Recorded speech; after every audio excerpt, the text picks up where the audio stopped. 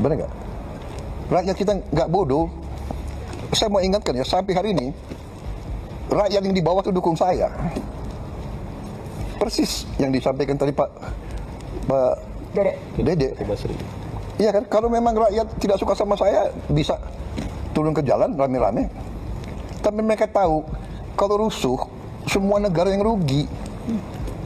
Mau ganti saya, tunggu dong 2029.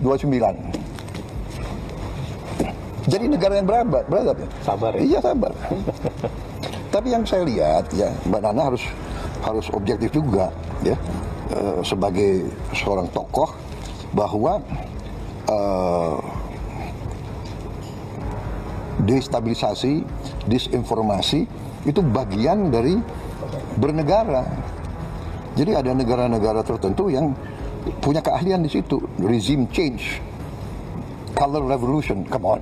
Masa Anda nggak pernah baca, nggak pernah lihat, ya kan? Asia Tengah. Apakah Bapak membaca kritikan-kritikan yang dilontarkan baik oleh pengamat yang Bapak sebut tidak patriotik seperti tadi pertanyaan Mbak Eno, atau dari orang-orang yang memang selama ini kritis terhadap pemerintah, itu semuanya bermuara pada keinginan untuk regime change, Pak Presiden?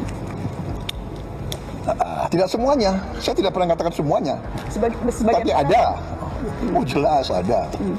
Jadi begini. Bagaimana Bapak membedakan itu, Pak? Mana yang menurut Bapak memang ini sudah keluar jalurnya, sudah saya ingat istilah Bapak makar waktu dulu bulan Agustus ada demo, dan mana yang memang ya ini sesuatu yang, yang wajar? Jelas waktu Agustus ya jelas makar, dia mau bakar gedung DPR, kantor gubernur, institusi pemerintahan mau dibakar, dia semakar, bikin kerusuhan, bawa bom molotov, ya kan? Tidak ada LSM yang ribut soal bom molotov. Banyak yang ada yang protes nggak? Banyak Pak yang protes. Banyak yang protes. Come on, sudahlah. Banyak yang protes. Jujur, buka rekam jejaknya, rekam digitalnya. Tapi dalam satunya kita cukupkan dulu ya. Enggak, biar aja. Biar aja, ayo silakan. Oh iya, kata Bapak Presiden biar Oh iya, enggak apa-apa. Ini kesempatan bagi saya jawab. Betul nggak? Betul Pak. Oh iya. Terima kasih kesempatan. Ada yang ribut nggak soal bom molotov? Banyak Pak.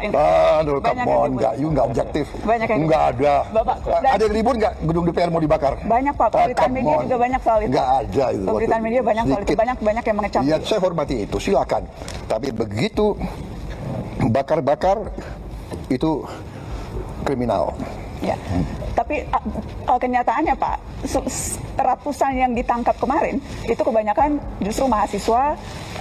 Ada satu penelitian yang menyebut terbesar sejak zaman reformasi penangkapan yang terjadi pada mahasiswa dan aktivis, Pak.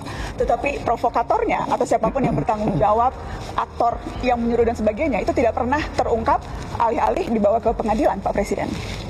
Ya, itu tantangan kita harus cari. Saya baru menjabat berapa tahun? 1,5 tahun. 1,5. Presiden Prabowo menanggapi pertanyaan jurnalis senior Najwa Shihab terkait kritik masyarakat yang ditujukan ke pemerintah. Keduanya pun terlibat adu argumen saat mendalami isu aksi-aksi massa yang kerap dituding sebagai makar. Debat panas ini pun sempat akan dihentikan oleh mantan Kepala Kantor Komunikasi Presiden, PCO, Hasan Nasbi, namun Prabowo meminta untuk melanjutkan diskusi agar bisa menjelaskan ke publik. Soal bom molotov, ada yang protes nggak? Jujurlah. Komeon, sudahlah jujur buka rekam jejaknya, ujar Prabowo. Sepertinya cukup ya, potong Hasan Nasbi. Nggak biar saja. Ayo silakan nggak apa-apa, ini kesempatan bagi saya menjawab. Ada yang rebut soal bom molotov nggak? Komeon, nggak objektif, kata Prabowo. Presiden Prabowo Subianto memanggil sejumlah jurnalis, pengamat, dan ahli dari berbagai bidang ke kediaman pribadinya di Hambalang, Kabupaten Bogor, Jawa Barat untuk berdiskusi membahas isu-isu terkini serta perkembangan kebijakan strategis dalam negeri. Kepala Badan Komunikasi Pemerintah, Bakom, Anggaraka Prabowo mengatakan acara diskusi di Hambalang itu berlangsung pada Selasa 17 Maret malam sampai Rabu 18 Maret dini hari. Presiden melangsungkan diskusi dan wawancara bersama sejumlah jurnalis, pengamat, dan pakar mengenai isu-isu terkini guna merespons dinamika geopolitik global dan perkembangan kebijakan strategis dalam negeri. Pertemuan ini menjadi ruang diskusi mendalam mengenai arah pemerintah dalam menghadapi tantangan dan menjawab berbagai pertanyaan penting yang menjadi perbincangan publik.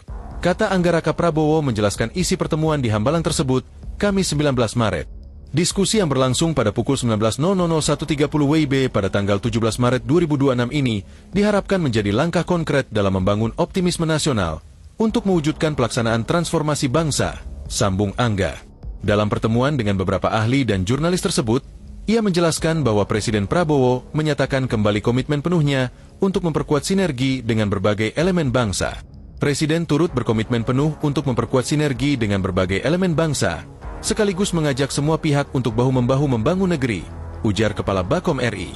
Dalam akun resmi media sosial Presiden RI, Presiden republikasikan yang dikelola oleh Badan Komunikasi Pemerintah RI, acara diskusi tersebut berlangsung dalam format meja bundar, dengan posisi Presiden Prabowo duduk diapit oleh Retno Pinasti, seorang jurnalis senior yang saat ini menjabat sebagai pemimpin redaksi SCTV Indosiar.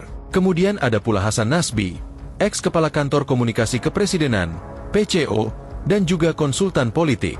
Di meja diskusi yang sama ada pula Muhammad Chatib Basri, ex-menteri keuangan, ekonom, dan pengajar di Harvard University, kemudian Najwa Shihab, jurnalis senior sekaligus pendiri narasi. Ada pula Rizal Malarangeng, pendiri Freedom Institute, kolumnis dan pengamat, dan ada Mardiguo Wiek Prasantyo, seorang influencer sekaligus content creator, pengusaha dan filantropi. Prabowo sebut penyiraman air keras aktivis kontras terorisme harus diusut tuntas. Presiden RI, Prabowo Subianto, menegaskan bahwa kasus penyiraman air keras terhadap aktivis kontras Andri Yunus merupakan tindakan kriminal serius yang tergolong sebagai terorisme. Ini adalah terorisme. Ini tindakan biadab. Harus kita kejar. Harus kita usut. Harus kita usut. Tegas Prabowo saat sesi tanya jawab bersama jurnalis, Kamis, 19 Maret 2026, dikutip dari Akurat.co. Prabowo menekankan bahwa penegakan hukum tidak boleh berhenti pada pelaku di lapangan, melainkan harus mampu mengungkap aktor intelektual atau dalang di balik peristiwa tersebut. Termasuk, siapa yang menyuruh, siapa yang membayar, tegasnya. Dia juga menegaskan, negara tidak akan mentolerir segala bentuk kekerasan terhadap warga negara, termasuk terhadap aktivis yang menyuarakan kritik. Jika ada keterlibatan aparat dalam kasus kekerasan itu, maka proses hukum harus berjalan tanpa pandang bulu dan negara tidak akan memberikan impunitas kepada pelaku. Ya jelas dong, kalau itu dari aparat, tidak akan ada impunitas. Saya menjamin, saya ingin menegakkan hukum. Saya ingin Indonesia yang beradab. Tidak boleh ada tindakan seperti ini, sambungnya. Diketahui, Wakil Koordinator Kontras, Andri Yunus menjadi korban penyiraman air keras oleh orang tidak dikenal di wilayah Jakarta Pusat pada Kamis, 12 Maret 2026, malam. Saat ini, Polda Metro Jaya telah mengungkap kedua terduga pelaku yang berinisial BHC dan MAK. Sementara, Pusat Polisi Militer, Puspom, TNI telah mengamankan 4 prajuritnya yang diduga terlibat dalam kasus kekerasan tersebut. Mereka diketahui merupakan personel Detasemen Markas Badan Intelijen Strategis, Denmabais, TNI, dari Matra Angkatan Laut dan Angkatan Udara. 3 dari 4 tersangka diketahui merupakan perwira pertama. Mereka adalah Kapten NDP, Letusal, Letu BHW, serta Serda S.